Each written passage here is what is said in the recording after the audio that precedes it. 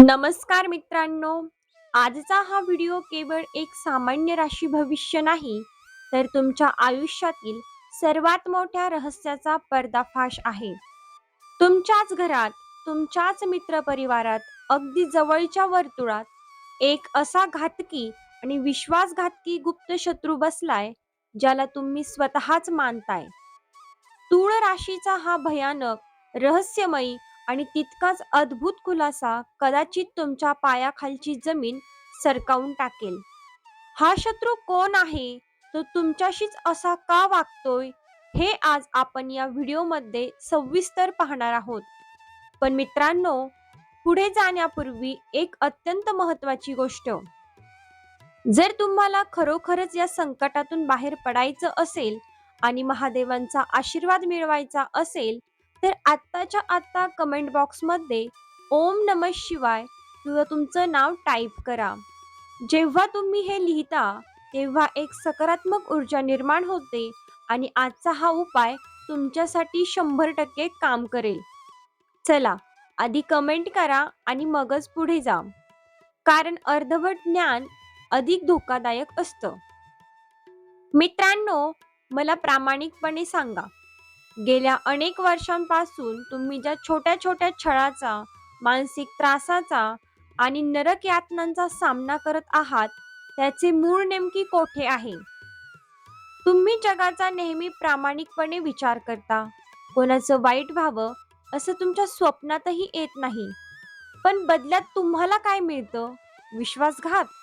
तुम्ही ज्यांचे अश्रू पुसले, ज्यांना अडचणीच्या काळात लाखो रुपयांची मदत केली किंवा त्यांच्या पाठीशी उभे राहिलात, आज त्यांनीच तुमच्या पाठीत खंजीर खुपसलाय.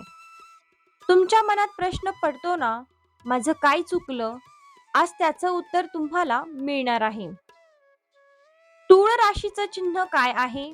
तराजू, म्हणजेच समतोल राखणारी रास. तुम्ही स्वतः उपाशी राहाल, पण समोरच्याचा तराजू नेहमी वर ठेवण्याचा प्रयत्न करता. सगळ्यांना सोबत घेऊन चालणं, घरात सुख शांती टिकवून ठेवावी, ही तुमची ताकद आहे. पण या हसऱ्या चेहऱ्यामागे, या शांत स्वभावाच्या मागे किती खोल जखमा दडलेल्या आहेत, हे फक्त आणि फक्त तूळ राशीच्या जातकालाच जाणते. लोक तुमच्या चांगुलपणाला तुमची कमजोरी समजतात. तुम्ही सहन करता कारण तुम्हाला नाती तोडायची नसतात. पण आता पाणी डोक्यावरून गेलं आहे. आता आपण या मागचं मुख्य ज्योतिषशास्त्रीय कारण समजून घेऊया, जे सहसा युट्यूबवर कोणी सांगत नाही. तूळ राशीचा स्वामी आहे शुक्र, जो सौंदर्य, ऐश्वर्य आणि प्रेमाचा कारक आहे. त्यामुळे तुम्ही दिसायला आणि जिभेने अत्यंत गोड, आकर्षक असता. परंतु जेव्हा तुमच्या कुंडलीत 6व्या भावावर शत्रू आणि आजारपणाचे घर मीन राशीचा प्रभाव पाडतो किंवा राहू केतूची वक्री दृष्टी शुक्रावर पडते, तेव्हा गुप्त शत्रू सक्रिय होतात. शुक्र हा दैत्याचा गुरु आहे, त्यामुळे तुमच्याकडे अफाट बुद्धी असते.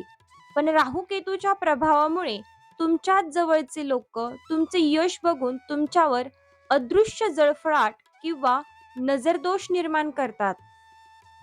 आता सर्वात महत्वाचा प्रश्न, हा शत्रू नेमकी आहे तरी कोण? ज्योतिषशास्त्रानुसार याचे 2 भाग पडतात. पहिला म्हणजे मुखवटा घातलेला व्यक्ती, म्हणजेच बाहेरचा शत्रू. हा तो माणूस आहे जो तुमच्याच ताटात जेवतो, तुमच्याकडूनच सल्ले घेतो आणि पाठीमागे तुमच्याच प्रगतीवर जळतो. हा तुमच्या घरातील एखादा नातेवाईक असू शकतो, कामाच्या ठिकाणचा सहकारी किंवा मित्र देखील असू शकतो. तुम्ही पुढे गेलेले यांना सहन होत नाही. दुसरं म्हणजे तुमच्या स्वतःतील शत्रू, म्हणजेच अंतर्गत शत्रू. होय, तुम्ही बरोबर ऐकलत. तुमचा सर्वात मोठा शत्रू दुसरा कोणी नसून तुमचा अति उदारपणा आहे. समजलं ना? कोणालाही नाही म्हणायला न जमणे, हा तुमचा सर्वात मोठा उणेपणा आहे. लोकांवर आंधळा विश्वास ठेवणे, हाच तुमचा शत्रू आहे. आता मी तुम्हाला आधी 5 लक्षणं सांगणार आहे, ज्यावरून तुम्ही या गुप्त शत्रूला सहज ओळखू शकाल. पहिलं लक्षण आहे कृत्रिम हास्य. तुम्ही एखादी नवीन वस्तू घेतली किंवा यश मिळवलं की यांच्या चेहऱ्यावरचं हसू खोटं असतं. दुसरं लक्षण म्हणजे नेहमी कमतरता शोधणे. तुम्ही कितीही चांगलं काम करा, हे लोक त्यात काहीतरी चूक किंवा कमतरता नक्की काढणार. तिसरं लक्षण म्हणजे घरातील ऊर्जेत बदल. ही व्यक्ती तुमच्या घरात आली की अचानक घरातील वातावरण जड होतं किंवा भांडणं सुरू होतात. आणि चौथं लक्षण म्हणजे माहिती गोळा करण्याची सवय. हे लोक तुमच्या वैयक्तिक आयुष्याबद्दल, पैशाबद्दल जास्त प्रश्न विचारतात. आणि पाचवं लक्षण म्हणजे निंदा करणे. तुमच्या समोर गोड बोलणारे हे लोक दुसऱ्यांजवळ जाऊन तुमची लायकी काढतात. पण मित्रांनो, निराश होऊ नका. कारण काळ बदलत आहे. ग्रहांची अशी स्थिती बदलत आहे की शत्रू स्वतःहून पराभूत होतील. या काळात तुमचा अनेक वर्षांपासून अडकलेला पैसा अचानक परत मिळेल. करिअरमध्ये किंवा व्यवसायात मोठी पदोन्नती आणि धनलाभाचे योग आहेत. गेल्या अनेक महिन्यांपासून असलेल्या मानसिक तणावातून तुमची आता 100% मुक्ती होईल. या शुभ काळाचा पूर्ण फायदा घेण्यासाठी आणि शत्रूंचा नाश करण्यासाठी मी आता तुम्हाला 3 अत्यंत सोपे पण प्रचंड महाशक्तिशाली असे उपाय सांगत आहे. त्यामुळे लक्षपूर्वक आणि नीट ऐका. तर पहिला उपाय आहे कापूर आणि लवंग उपाय.